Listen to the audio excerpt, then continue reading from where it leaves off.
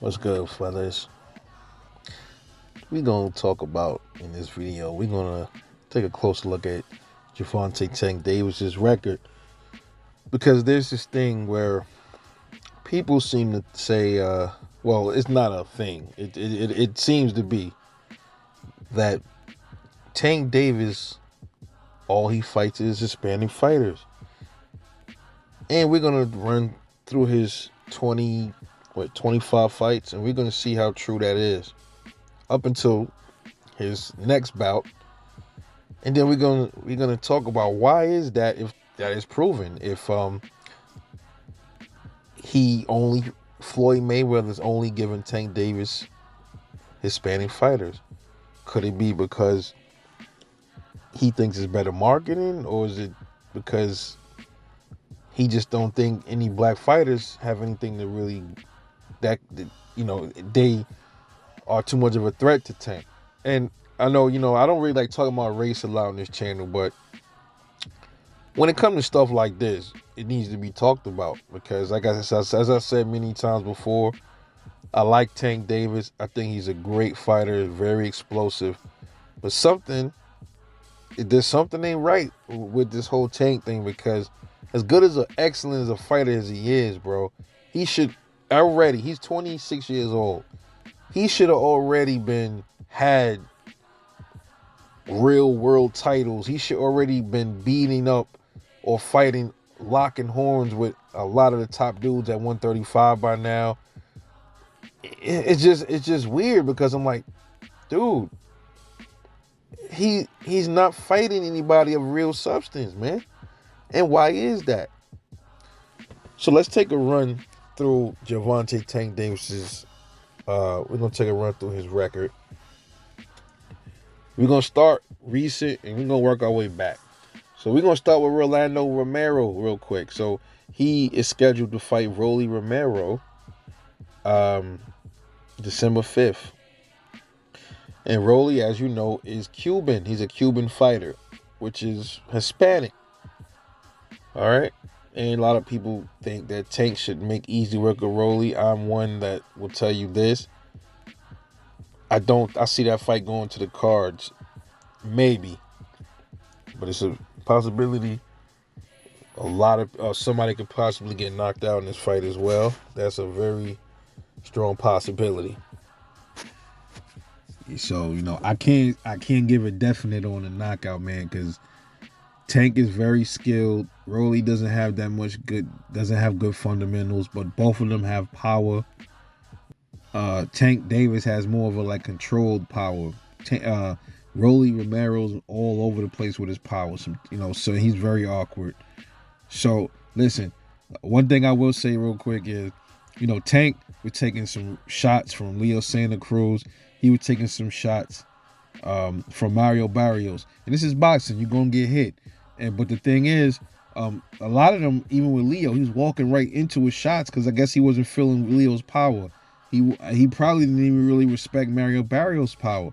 The problem is with Rolly Romero is there's a chance that he probably has much more power, hits much harder than Mario Barrios, and he definitely hits harder than Leo Santa Cruz. He can't, he got to be more defensively sound in there against Rolly. Even if Rolly is unorthodox and awkward and weird and shit like that and wings his punches sometimes, he can still catch Tank, man. Tank is hittable, but we have to see. I think that's a rather interesting fight, to be honest. So going to his next bout back, okay, and that's the first Hispanic fighter, Rolly Romero. Next, he fought Mario Barrios in June. Mexican. Now, I don't know, I'm not going to really know all these dudes' nationalities, only the ones I'm familiar with. So bear with me. Then he fought Leo Santa Cruz, which is also, I believe, Mexican. Is he Mexican? He might be Mexican. Don't quote me on that. Is Leo Santa Cruz? Let me click on his stats and see if he's Mexican. Yeah, he's Mexican. Yeah, Leo Santa Cruz, Mexican. Then he fought Yuriokis Gamboa. Another Cuban. Okay, that's a Cuban. Uh, he dropped Gamboa a few times in that fight, and he kept getting up. And Gamboa had a busted leg, man. He still was getting up and taking Tank's power. This is a power puncher now in Tank, and Yorioka's Gamboa was surviving in there. I just, whatever, man. Maybe Gamboa just a vet in the game. He knew how to hold on. I won't take nothing away from Tank, but I mean Gamboa, man. I mean, come on, dude. Next, Ricardo Nunez. Fought him back in 2019. He's Panamanian, Hispanic country, Central America. Then he fought Hugo Ruiz, another Mexican. These all KOs, because Tank Davis has, I believe, the highest KO percentage in boxing. I think right behind Deontay Wilder. It might even be more now. And then after he fought Hugo Ruiz, he fought Jesus Marcelo Andres Cuella. That dude is Argentinian. Okay, so thus far we're counting how many Hispanic fighters from 2018 to 2021. All Tank has been fighting is Hispanic fighters. Period. The proof is right here. So we got 1, 2, 3, 4, 5, 6, about to be 7. Then after he fought Jesus Suela, he fought Francisco Fonseca, which was a pretty good fight. Fonseca is Nicaraguan. Then he fought Liam Walsh, which is a white dude from English dude, UK, British. So he did fight for the Brit. Liam Walsh washed him. Then he fought Jose Pedraza, which was a good ass fight. He's Puerto Rican. Then he fought Mario Antonio Macias. He's Mexican.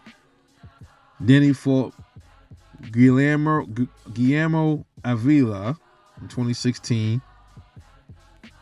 He's Mexican. Okay, this is 2016. Let's keep going. Luis Sanchez. He's Mexican.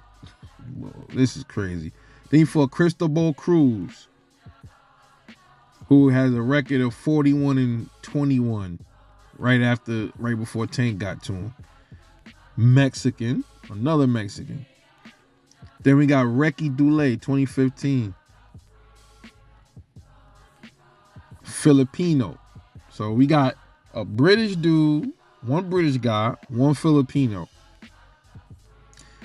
Then Alberto Mora, Mexican.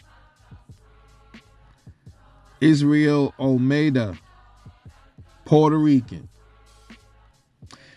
German Ivan Maraz, Mexican, with a record of 47-30, which is now 47-31 because of Tank, I guess.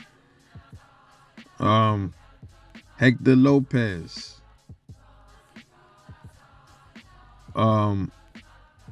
He's US. He's American, but the dude, his record is 0-1.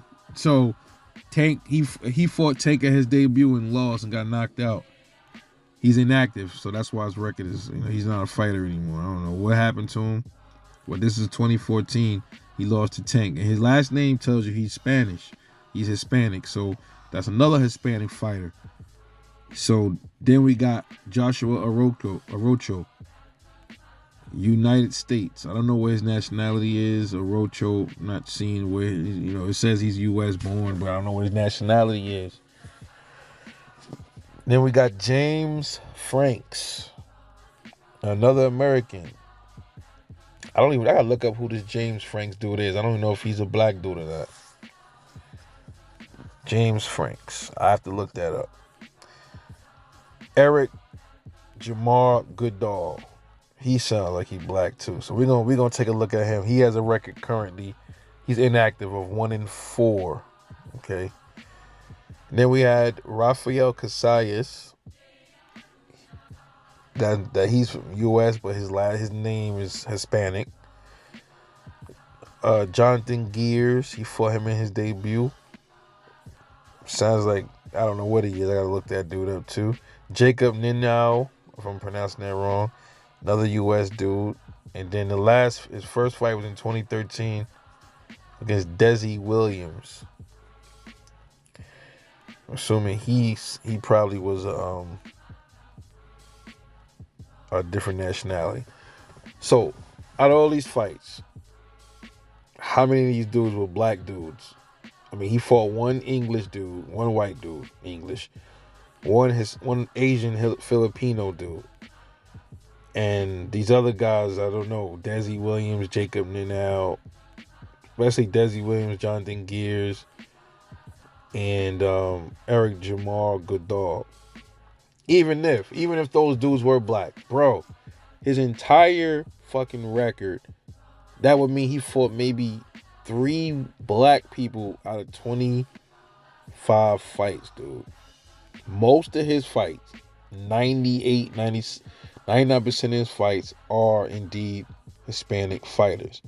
Why is that? There's people that have their own beliefs on this, but I just find it really odd when you have all these black fighters in one division. You got Devin Haney. Then you got at 140, you had Gary Antoine Russell. You got other fighters wanting to come up and fight you from other weight classes with Tevin Farmer, Gary Russell. You don't want to fight nobody in your weight class. Then you don't want to fight the people that's in other weight classes that's calling you out. It's just strange to me. So I'm more leaning towards that Floyd Mayweather is moving Tank as a pure money machine, pretty much. He's using him as a money grab, bro. That's what it's looking like.